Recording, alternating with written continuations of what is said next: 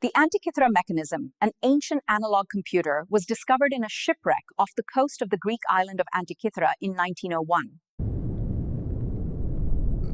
Off the coast of a Greek island, sponge divers exploring a Roman-era shipwreck stumbled upon an object that would rewrite history. For decades, its true purpose remained a profound enigma, baffling scientists and historians alike. What could this possibly be? The craftsmanship is unlike anything I've seen from that era. On the surface, it was a corroded lump of bronze fused into a single mass. For decades, it sat in a museum, its true purpose a complete mystery.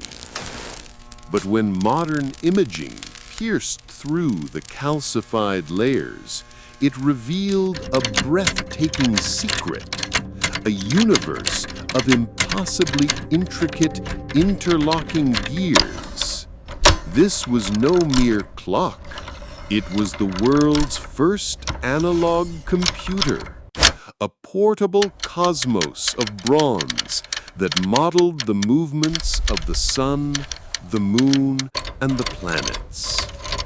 With a turn of a handle, its user could journey into the future, accurately predicting the dates of solar and lunar eclipses years in advance.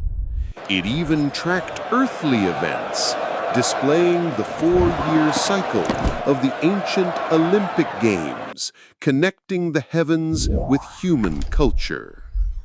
Its genius was astonishing.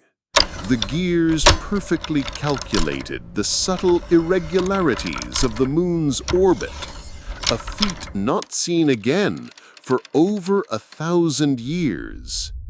One can only imagine its creator, an ancient Greek philosopher, holding the power of the cosmos in the palm of their hand. The device delved deeper still, with inscriptions that even predicted the potential color of an eclipse, believed to be an omen from the gods.